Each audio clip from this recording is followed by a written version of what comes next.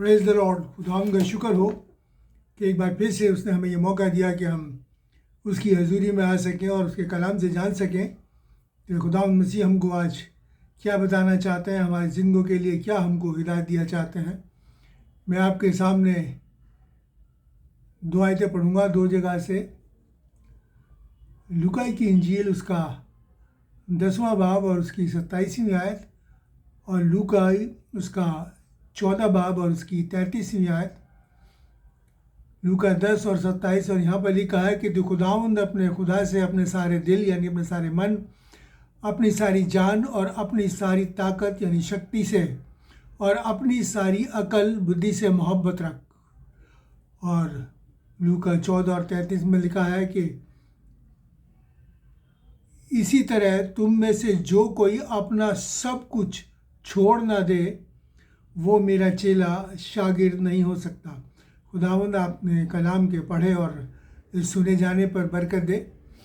यहाँ पर हमने दो चीज़ें देखी और दोनों में हमने ये चीज़ देखा कि हमें किस तरीके से अपने आप को खुदा को सौंपना, अपने आप को सुपुर्द करना है।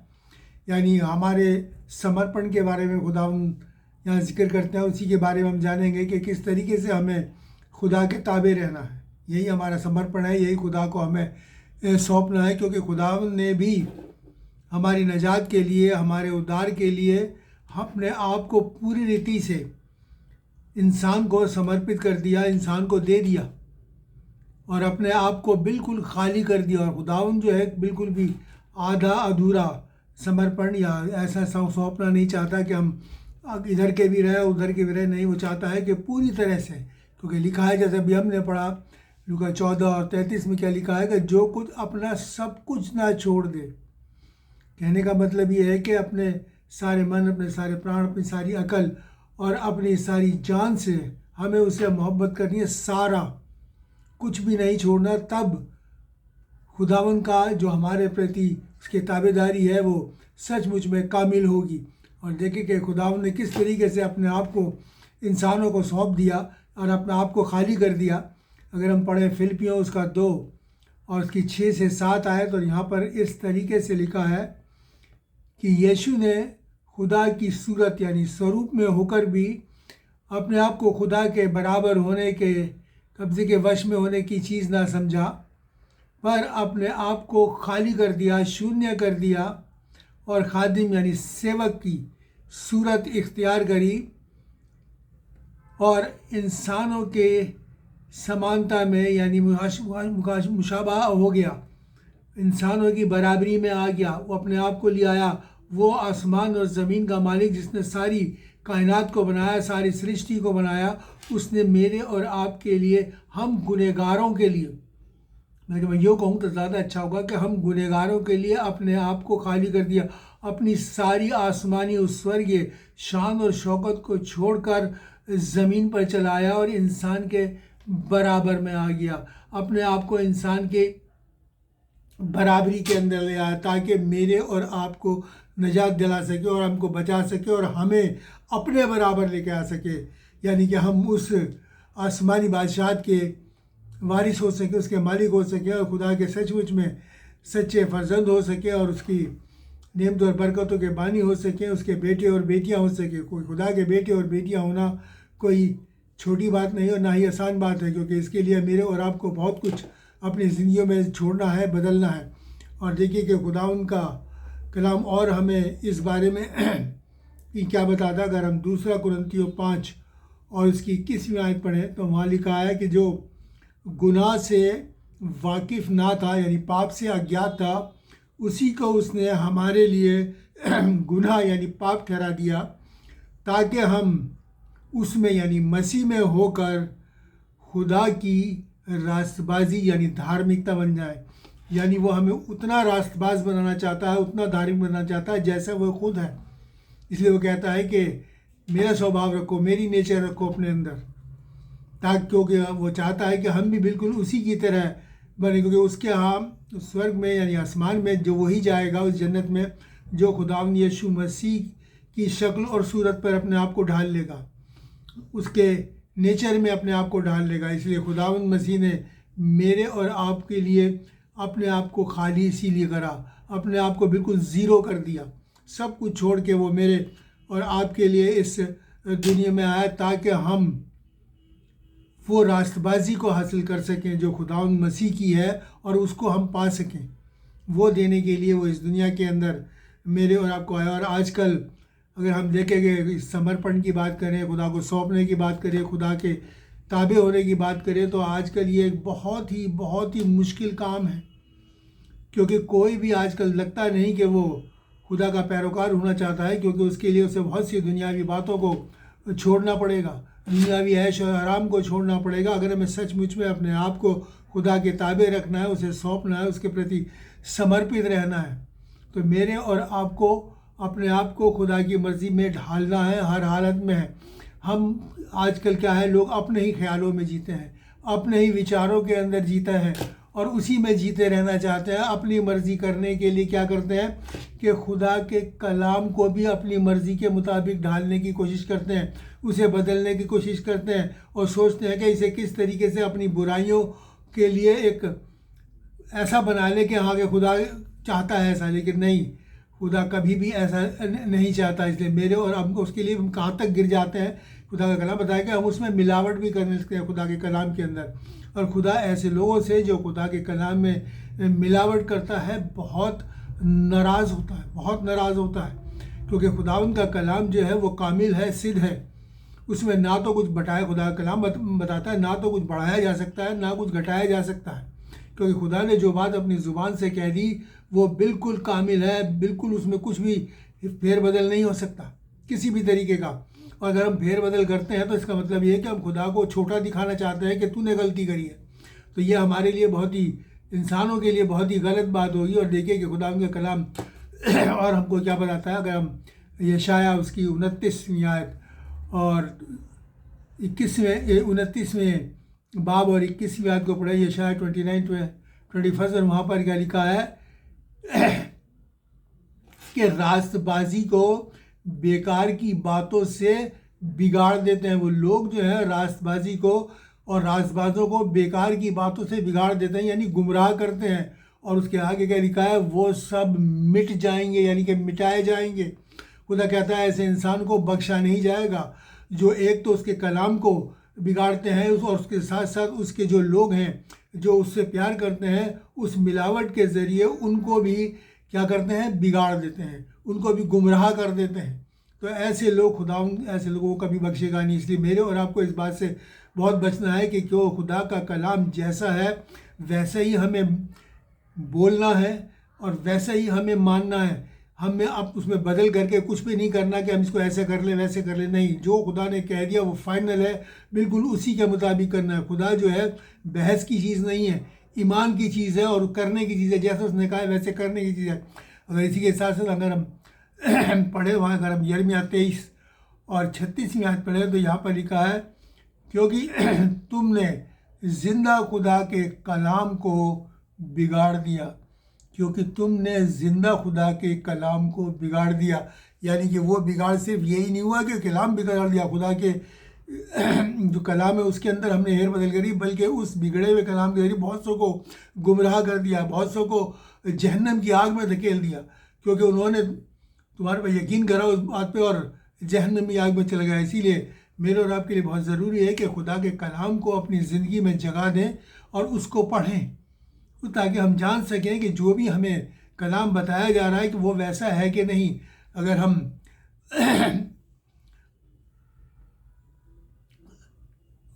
किताब में पढ़े तो वहाँ पर लिखा है कि पहले वक्त के लोगों के लिए क्या था, रसूलों के अमाल में हम देखें तो वहाँ लिखा हुआ है कि पहले वक्त के लोग क्या करते थे कि जब उन्हें कलाम सुनाया जाता था तो देखते थे कि ये बात ऐसी है कि नहीं, ये बात यूँ है कि नहीं। तो इसलिए मेरे और आपको भी हर बात को देखना है, कलाम से जांचना है, क्योंकि कलाम जो है वो कसौटी है।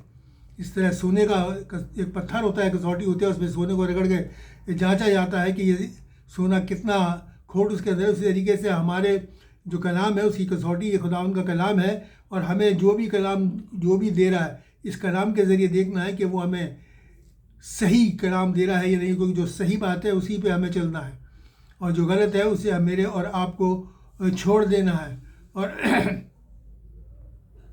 और ये कलाम की खुदा की ताबेदारी, खुदा के प्रति समर्पण और खुदा को जो सौंपना है, ये कोई अदाकारी नहीं है, ये कोई अभिनय नहीं है, ये कोई एक्टिंग नहीं है जिसे करके हम खुदा को खुश कर लेंगे या उसको रिझा लेंगे। नहीं, ऐसा नहीं है, क्योंकि खुदा हमारे मनों को, हमारे ख्यालों को, सबको बहुत अच्छी तरीके से जानता है। अगर हम कोई भी दिखावा करने की कोशिश करते हैं तो खुदा जानता है कि हमारे मन में क्या है, हम दिखावा कर रहे हैं क्या नहीं कर रहे हैं। हम दुनिया को धोखा दे सकते हैं लेकिन खुदा को धोखा नहीं दे सकते। इस बात को हम अच्छी तरीके से जान लें, क्योंकि हमारे दिलों में जानता है। देखिए खुदा का कलाम क्या बताता है। अगर हम भजन संहिता ज़बूर 139 की दूसरी आयत पढ़ें, 139 की दूसरी आयत पढ़ें, तो वहाँ पर क्या लिखा है कि तू मेरा उठना बैठना जानता है और मेरे ख्यालों को, विचारों को दूर ही से समझ लेता है। तू मेरा उठना बैठना जानता है और मेरे ख्यालों को दूर ही से समझ लेता है। मतलब ये कि हम क्या कर रहे हैं, क्या नहीं कर रहे हैं, कहाँ जा रहे हैं, किससे मिल रहे हैं, कैसे काम हम कर रहे हैं, खुदावंद जानता है, हर चीज़ जानता है। और वो कहता है कि मेरे ख्यालों को दूरी से, मतलब इससे पहले कि कोई ख्याल हमारे मन में आए या हम सोचे हमें ये बोलना है, खुदावंद जानता है कि हम क्या बोलना चाहते हैं। इसीलिए मैंने कहा कि हम इस बात को सोच लें कि हम खुदा के सामने ना तो हम दिखावा कर सकते, ना हिपोक्रेसी कर सकते, ना कोई अभिनय कर सकते, और ना ही हम कोई अदाकारी दिखा सकते कि जिससे कि हम खुदा को रिझा लें। इसलिए जो भी है अपने मन की सच्चाई से, इसीलिए लिखा है खुदा, जो हमने पढ़ा था कि अपने सारे मन, अपनी सारी जान, अपनी सारी अकल और अपनी सारी समझ से उससे प्यार कर। कुछ भी हम उसमें मिलावट ना करें, अदाकारी ना दिखाएं अपनी, बल्कि खुदावंद के कलाम को जैसा है वैसे ही मेरे और आपको मानना है और अपने आप को उसके ताबे रखना है, उस कलाम के मुताबिक। क्योंकि हमारा इंसाफ इस कलाम के मुताबिक होगा। जो हम सोच रहे हैं या जो मिलावट कर रहा है उसके मुताबिक नहीं। जो खुदा ने मेरे और आपसे कह दिया वो उसी के मुताबिक हुआ। क्योंकि हमारे मनों में, हमारे दिमागों में लफ्ज़ों का यानी शब्दों का शोर तो बहुत है, लेकिन हम बड़ी बड़ी बातें हम करने लगते हैं खुदा के बारे में या अपने बारे में, या ऐसा दिखाने के लिए कि हम वाकई में खुदा के बहुत बड़े पैरोकार हैं और एक बहुत बड़े हम खुदा के मानने वाले हैं और बहुत बड़े हम उसके ताबेदार हैं। लेकिन हमारी रूहों में, यानी हमारी आत्मा है, उसमें एक अजब सन्नाटा है, एक अजब खामोशी है। ज़ुबानों से बड़ी बड़ी बातें करते हैं, लेकिन हमारी रूह, खुदा हमारी रूह को जानता है, हमारे मन को जानता है। हमारे अंदर जो हमारी रूह है उसमें एक सन्नाटा है, उसमें एक बहुत खामोशी है मेरे और उस रूह के अंदर, जिसमें कि खुदा की मौजूदगी नज़र नहीं आती। ज़ुबानों में तो आती है। इसलिए वो कहता है कि तुम मुँह से तो मेरा इकरार करते हो मगर अपने कामों से मेरा इनकार करते। अगर हम तीतुस की पत्री उसका पहला बाब और उसकी 16वीं आयत पढ़ें तो वहाँ पर क्या लिखा है कि वो कहते हैं कि हम खुदा को जानते हैं। लोग कहते हैं कि हम खुदा को जानते हैं पर अपने कामों से इनकार करते हैं। यानी कि मुँह से तो, लफ्ज़ों से तो बहुत बड़ी बड़ी बातें खुदा के लिए हम करने की कोशिश करते हैं, कहते हैं और बड़े बड़े दावे हम पेश करते हैं, लेकिन वो कहता है कि अपने कामों से। और खुदा ने क्या कहा है कि पेड़ अपने फल से पहचाना जाता है, इसलिए इंसान अपने कामों से पहचाना जाता है। हमारे काम वो होने चाहिए जो मसीह के काम हैं, जो मसीह ने हमें इस दुनिया में रहते हुए सिखाया। दया के, खुदा के जो पाक रूह के जो फल है उसके मुताबिक मेरे और आपके काम होने चाहिए, और तभी हम सचमुच में उसके सच्चे पैरोकार होंगे, उसके सचमुच में ताबेदार होंगे, उसके ऊपर सही तरीके से हम उसके प्रति जो है समर्पित होंगे। और इसलिए मेरे और आपको ये देखना है कि क्या हमारी जो लफ्ज़ हैं, हमारे जो शब्द हैं, वो हमारे इस आत्मा से, हमारे इस कलाम से मेल खाते हैं कि नहीं खाते। क्या जो कलाम में लिखा है हम उसके मुताबिक हम कर रहे हैं कि नहीं कर रहे हैं, क्या सिर्फ हम दावे ही कर रहे हैं। हमारे मन की बातों का हमारे इस कलाम से मेल खाना बहुत ज़रूरी है, तभी हम उसके सच्चे पैरोकार होंगे, सच्चे ताबेदार होंगे, पूर्ण रूप से हम उसके प्रति समर्पित होंगे। क्योंकि खुदावन के प्रति जो समर्पण है, उसके प्रति जो पैरोकारी है और उसके प्रति जो ताबेदारी है, वो एक बहुत इम्पॉर्टेंट ख़ास चीज़ है और एक डिसिप्लिन है जो मेरे और आपको करना है, एक अनुशासन है जिसके मुताबिक मेरे और आपको चलना है कि हमें उस ताबेदारी में रहना है। उस डिसिप्लिन के अंदर जो इस कलाम के अंदर दिया गया है, मेरे और आपको अपनी ज़िंदगी बितानी है इस कलाम के मुताबिक ही। इससे ना दाएं मुड़ना ना बाएं मुड़ना, ना इससे बाहर जाना है, क्योंकि खुदावंद ने जो लिख दिया वो हमारे लिए काफ़ी है और उसी को करने से ही हमें नजात मिलेगी।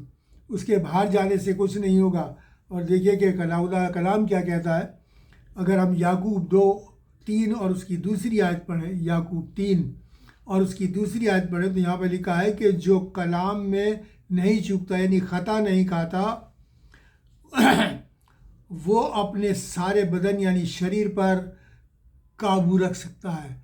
जो कलाम में ख़ता नहीं खाता, नहीं चूकता, वो अपने सारे शरीर पर, अपने सारे बदन पर यानी जिस्म पर काबू रख सकता है। यानी कि वो जितेंद्री है।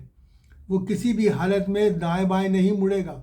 वो अपनी तमाम हरकतों को, हमारे अपने उठने बैठने को, सोचने को, ख्यालों को, सबको इस कलाम के मुताबिक ढाल के रखेगा। खुदा की ताबेदारी में अपनी इस ज़िंदगी को बसर करेगा। इसलिए और बहुत ज़रूरी है, जैसे मैंने आपसे कहा, कि हमें इस कलाम के मुताबिक अपने ज़िंदगी में, और खुदा की ताबेदारी जो है एक काम है जो मेरे और आपको करना है। कि ये परिश्रम है जो मेरे और आपको करना है कि हमें उसके ताबे बने रहना है, चाहे इसके लिए मेरे और आपको कोई भी कीमत क्यों ना चुकानी पड़े, कोई भी कीमत क्यों ना चुकानी पड़े। क्योंकि ऐसा मैं नहीं कह रहा, बल्कि खुदा का कलाम कह रहा है।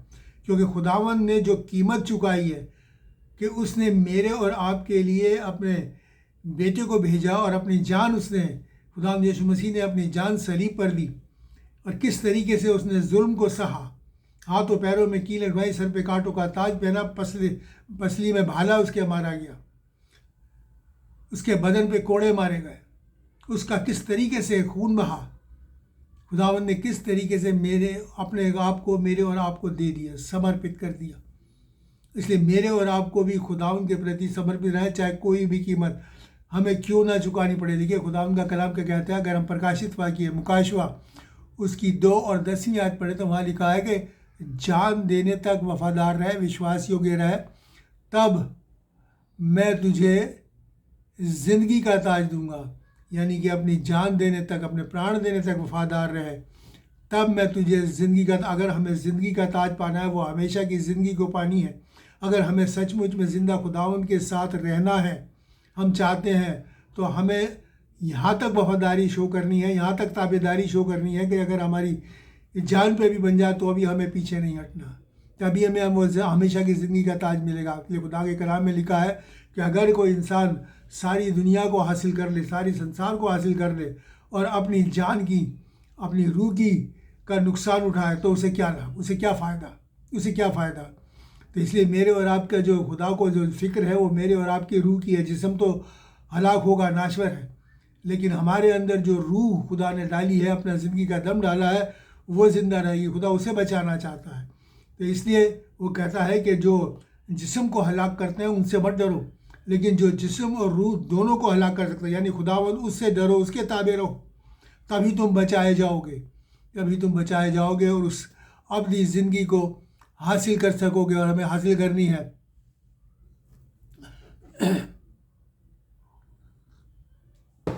और जब हम खुदा के ताबे रहते हैं तो खुदावंद के काम हमारी ज़िंदगियों में होने लगते हैं, खुदावंद के काम हमारी ज़िंदगियों में लगते हैं। मैं 1-2 एग्ज़ाम्पल जो है वो आपको इस खुदा के कलाम से देना चाहूँगा। अगर हम पढ़ें लूका 4 और उसकी 25 से 27वीं आयत, लूका 4 और उसकी 25 से 27वीं आयत। और यहाँ पर देखिए खुदावंद के कलाम में क्या लिखा है। और यहाँ पर लिखा है कि मैं तुमसे, खुदावंद मसीह कहते हैं, मैं तुमसे सच कहता हूँ कि एलिया के दिनों में जब 3.5 साल तक आसमान बंद रहा, यानी अकाल पड़ा, यहाँ तक कि सारे देश में बहुत बड़ा अकाल पड़ा, तो वहाँ पर बहुत सी विधवाएं यानी बेवाएँ थीं, पर एलिया उनमें से किसी के पास नहीं भेजा गया, सिर्फ सैदा के सारपत की बेवा के पास, किसी और के पास नहीं, सारपत की बेवा के पास भेजा गया। 27 में लिखा है कि एलीशा नबी के समय में इज़राइल में बहुत से कोढ़ी थे, लेकिन सीरिया का रहने वाला नामान को छोड़ और कोई पाक नहीं हुआ, कोई शुद्ध नहीं हुआ, कोई चंगा नहीं किया गया। क्यों? क्योंकि सारपत की जो बेवा थी वो खुदा के ताबे में थी, खुदा की ताबेदार थी, खुदा के प्रति समर्पण थी, और खुदा ने इसीलिए एलिया को उसके पास भेजा कि जा वहाँ रहे। और वहाँ हम देख सकते हैं पूरे मौजे को हम जानते हैं कि ना तो उसका आटा ख़त्म हुआ, ना उसकी कुप्पी में से तेल ख़त्म हुआ, और किस तरीके से उसकी भी जान बची और एलिया की भी। और दूसरी बात, नामान कोढ़ी भी खुदा का डर से खौफ रखता था, और उसमें लिखा है कि नामान के अलावा कोई और क्यों नहीं शिफा पाया, कोई क्यों नहीं पाक साफ़ हुआ उस कोढ़ से, क्योंकि नामान एक कोढ़ी था। और उसके बाद लिखा क्योंकि वो खुदा से डरता था, खुदा के ताबे था, और इसीलिए वो नामान को शिफा दी गई। अगर हम देखें दानियल उसका 3 और उसकी 16 पढ़ें तो वहाँ पर जिक्र है कि राजा ने एक बहुत बड़ी अपनी एक मूर्ति बनवाई और बुत बनवाया। उसके बाद लोगों से कहा कि लो इसको सिजदा करें, और लेकिन शद्रक, मेशक और अबेदनगो ने उसे ऐसा करने से मना कर दिया और कहा कि हम अपने ज़िंदा खुदा के अलावा किसी और को सिजदा नहीं करेंगे, अगर करेंगे तो सिर्फ अपने ज़िंदा खुदा को ही सिजदा करेंगे। तो फिर राजा ने कहा कि जो ऐसा नहीं करेगा उसे आग के भट्टे में डाल दिया जाएगा। और लिखा है कि और एक बहुत आग का भट्टा तैयार किया गया और उसकी आग को दहकाया गया, और उसमें लिखा कि 7 गुना और दहकाया गया, और शद्रक, मेशक और अबेदनगो को बांध के उस आग के भट्टे में डाल दिया गया। और खुदा के कलाम में लिखा है कि जब उन्हें डाला गया तो डालने वाले इतनी तेज़ आग थी जो उन्होंने उसको डाला वो जल गए, और जब वो अंदर डाले गए वो तीनों के तीनों लोग जो खुदा के फर्जंद थे, खुदा के ताबे थे, उसके प्रति समर्पित थे, तो वो डाले गए। तो लिखा है कि वहाँ पर एक और चौथा शख्स घूम रहा था, वो 4 जन वहाँ पर थे, और दिखाया कि चौथे शख्स की सूरत जो थी वो खुदा के बेटे की तरह थी। चौथे शख्स की, यानी कि खुदा खुद उस आग के भट्टे में उतर आया उनको बचाने के लिए, और उस आग को उन तीनों को जलाने नहीं दिया। आग ने उन्हें नहीं जलाया। लिखा है कि जब वो बाहर निकाले गए तो ना तो उनके बाल जले, ना उनके कपड़े जले, उनका ज़रा सा भी उन पर आग का असर नहीं दिखा, क्योंकि खुदा खुद उनको बचाने के लिए उतर आया। सिर्फ किस लिए? क्योंकि उन्होंने राजा से कह दिया था कि हम ऐसा नहीं करेंगे, हम अपने ज़िंदा के खुदा को छोड़ के और जैसे कि मैंने कहा ना, यहाँ तक वफादार रहे कि चाहे मौत भी गंवा रहा हो, आग के भट्टे में डालने तक भी उन्होंने पीछे नहीं हटे, मरने को तैयार हो गए, तो खुदा खुद उतर आया। और इसी तरीके से मैं आपको बताना चाहता हूँ कि आप अपना काम कीजिए, खुदा की ताबेदार बने रहिए, खुदा के प्रति समर्पित बने रहिए, अपने आप को उसे सौंप दीजिए, खुदा को अपना काम करने दीजिए। खुदा के काम की फ़िक्र आप अपना करें, बल्कि हम अपना काम करें, पूरी वफादारी से खुदा के ताबे रहें, उसके प्रति समर्पित रहें, और जैसा उसने कहा है वैसे ही अपनी ज़िंदगी को बसर करें। और फिर देखिए कि खुदा किस तरीके से आपकी ज़िंदगी में काम करेगा, और आप जो है उस हमेशा की ज़िंदगी के बानी हो सकें। खुदा इस कलाम के ज़रिए आप सबको बरकत दे और तौफीक और ताकत इनायत फरमाए कि हम सब अपने आप को खुदा को समर्पित करें, उसके ताबे रहें, अपने आप को उसे सौंप दें पूरी सच्चाई के साथ, अपने सारे मन, अपनी सारी जान, अपनी सारी अकल और अपनी सारी समझ के ज़रिए। खुदा हम सबको बरकत दे। आइए हम दुआ मांगें। आसमानी बाप, तेरा शुक्र करते हैं, तेरी तारीफ़ करते हैं, तो हम सिताइश करते हैं, तेरे शुक्र करते हैं कि तूने ये कलाम हमको दिया, जिसमें कि तूने आज हमको बताया कि हमें हर हाल में तेरे ताबे रहना है और तेरे कलाम के मुताबिक अपनी ज़िंदगी बसर करनी है, ताकि हम उस आसमानी ताज को पा सकें, उस हमेशा की ज़िंदगी को पा सकें। और आज का कलाम पिता परमेश्वर हम सब की ज़िंदगियों में 100 गुना फल लाए पिता परमेश्वर, और हम सब सचमुच में अपने सारे मन, सारे प्राण, सारी बुद्धि से तेरे ताबे हो गए, अपनी ज़िंदगी को बरकत करें, अपना सब कुछ छोड़ के सिर्फ़ और सिर्फ खुदा तेरे पैरोकार होकर अपनी ज़िंदगी को करें। सबके लिए बरकत मांगते हुए दुआ खुदा यीशु मसीह के नाम से मांगते हैं। और अब हमारे खुदा यीशु मसीह का फजल, खुदा बाप की मोहब्बत और पाक रूह की रिफ़ाक़त हम सब के साथ और तमाम मसीह ईमानदारों के साथ आज से लेकर हमेशा तक होती है। आमीन। खुदा उनका शुक्र हो आज के कलाम के लिए। और आप सबसे फिर से रिक्वेस्ट करूँगा कि इस कलाम को ज़्यादा से ज़्यादा शेयर करें, सब्सक्राइब करें, ताकि ये दुनिया के छोर तक पहुँचे, और जो अभी भी खुदा के ताबे नहीं है, उसके प्रति समर्पित नहीं है, वो भी खुदा के ताबे आए, ताकि उस हमारे साथ हमेशा की इस ज़िंदगी के वारिस बन सकें, उसके बानी बन सकें। खुदा आप सबको बरकत दे। Thank you and God bless you.